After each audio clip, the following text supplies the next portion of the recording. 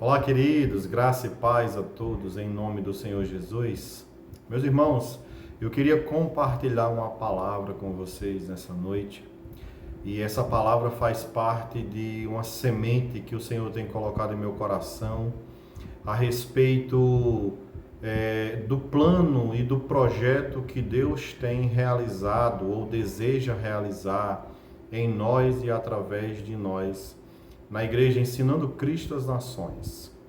Meus amados irmãos, tudo que Deus tem feito nesses anos, tudo que Deus tem realizado em nós e através de nós, eu creio que Deus ele quer fazer muito mais do que ele tem feito. E tudo aquilo que ele deseja fazer em nós e através de nós, precisa ter uma plataforma, precisa ter um alicerce, um sustentáculo, né? E o que seria isso? Seria uma vida de oração. Deus tem feito grandes coisas em nosso meio, em nossas vidas, nós temos testemunhos para contar a respeito da bondade do Senhor, mas eu acredito, irmãos, que Deus quer fazer muito mais, que Deus quer usar a mim e a você para promover o reino de Deus nesta terra e, através de nós, alcançar muitas, milhares de vidas em nome do Senhor Jesus. E para que Ele faça isso, irmãos, é preciso que a gente compreenda a importância que a oração ela tem que ter em nossa vida. Por isso eu queria compartilhar com você nessa noite uma pequena palavra sobre Jesus e a nossa necessidade de oração. Eu queria que você abrisse a sua Bíblia comigo, aqui no capítulo 14 do Evangelho de Mateus. Capítulo 14, nós vamos ler o versículo 23 do Evangelho de Mateus. É o primeiro livro do Novo Testamento. Eu quero mostrar para você aqui, nesse vídeo, passagens da Bíblia que mostram Jesus orando, e orando muito, ok? Mateus capítulo 14, versículo 23, diz assim: E despedidas as multidões, subiu ao monte a fim de orar sozinho. Em caindo a tarde, lá estava ele só. Ok? Vamos lá. Mateus 14, 23. Agora eu quero que você abra comigo em Marcos, no segundo livro do Novo Testamento, no capítulo 1 e no versículo 35 de Marcos. Ok? Capítulo 1, versículo 35, que diz assim, do Evangelho de Marcos, é o segundo livro do Novo Testamento. Tendo-se levantado alta madrugada, saiu, foi para um lugar deserto e ali orava. Oh, aleluia! Capítulo 6 agora de Marcos, versículo 46. Capítulo 6, versículo 46. Ok? Deixa eu abrir aqui que eu estou abrindo no computador. Capítulo 6, versículo 46 diz: E tendo-se despedido, subiu ao monte para orar. Oh, aleluia! Então, nós temos visto aqui Jesus orando, não é?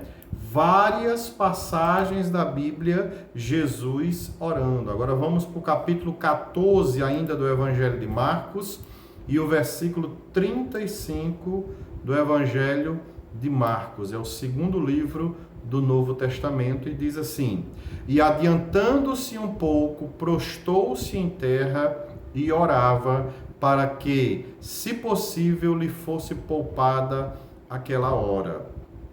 Ok? Agora vamos para o Evangelho de Lucas, capítulo de número 3 do Evangelho de Lucas, versículo 21. Capítulo 3, versículo 21, que diz assim, ó: E aconteceu que, ao ser todo o povo batizado, também o foi Jesus. E estando ele a orar, o céu se abriu. Oh, aleluia! Capítulo 5 agora de Lucas. Capítulo 5, versículo 16. Ele, porém, se retirava para lugares solitários e orava. Oh, aleluia. Então mostra aqui que Jesus de fato era um homem de oração. Capítulo 6 agora, abra sua Bíblia, versículo 12. E diz assim: naqueles dias retirou-se para o monte a fim de orar e passou a noite orando a Deus. Oh, glória a Deus. Capítulo 9 agora, versículo 18. Capítulo 9, versículo 18, diz assim: estando ele orando à parte, achava-se presentes os discípulos, a quem perguntou: quem dizem as multidões que eu sou? Veja, todos esses textos aqui é de Jesus orando, ok? Ainda no capítulo 9 de Lucas, vamos ler o versículo 28 e 29. Diz assim, Lucas 9, 28 e 29. Cerca de 8 dias depois de proferidas estas palavras, tomando consigo a Pedro, João e Tiago, subiu ao monte com o propósito de orar.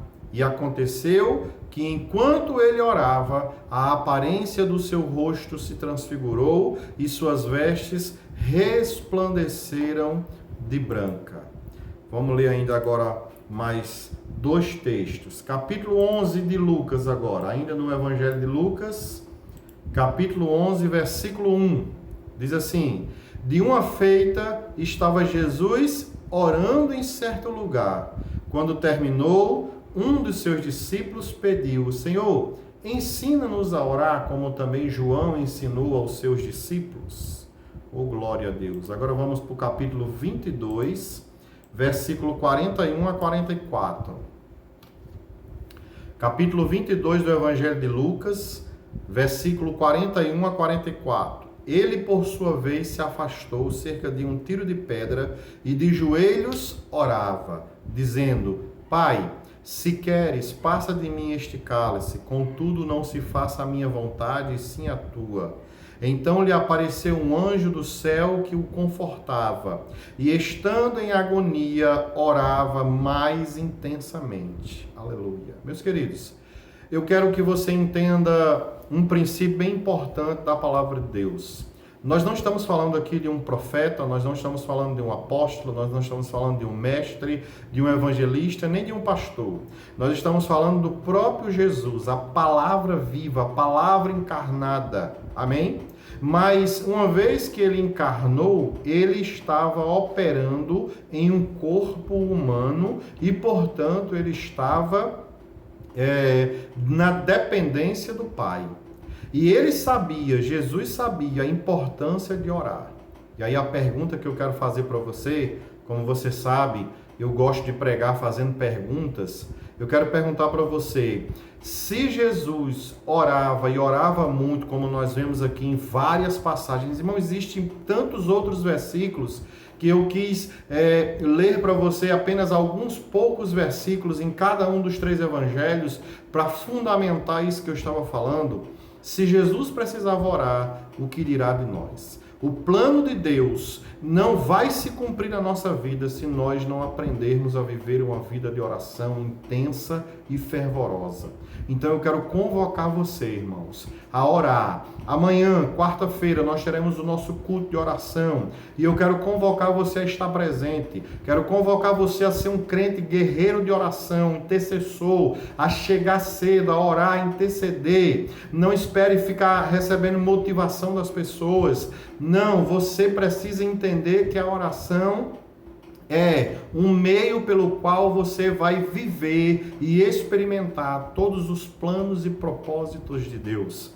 Existem muitas pessoas que dizem assim: não, mas se Deus quiser, Ele vai realizar, não precisa da gente fazer nada. Se for da vontade de Deus, vai acontecer. E eu pergunto para você, meu querido, era a vontade de Deus que Jesus morresse na cruz e redimisse a humanidade, sim ou não? Sim, com certeza era. Ele veio para este propósito, Deus o enviou para este propósito, mas mesmo assim, Jesus gastava tempo em oração e fazendo a vontade de Deus. Ele saía pregando o evangelho? Sim. Ele saía evangelizando? Sim. Ele reunia com os apóstolos? Sim. Mas também ele gastava tempo em oração. O que isso nos ensina? Que mesmo que a gente faça um monte de coisas, uma série de coisas na obra de Deus, nós precisamos dar prioridade à nossa comunhão com Deus e à nossa oração. Não apenas a oração de pedir, mas também os outros tipos de oração, para que nós possamos cumprir a vontade e o plano de Deus nesta terra. Então eu quero convocar você a estar nesse culto de oração, não apenas nesta quarta-feira, mas todas as quartas-feiras, e não apenas no culto de oração coletiva, mas todos os dias, passar o dia, manter a sua vida com a consciência de estar na presença de Deus. Que Deus abençoe a sua vida. Logo mais nós voltamos com outros vídeos para edificar a sua vida e o seu coração, em nome de Jesus.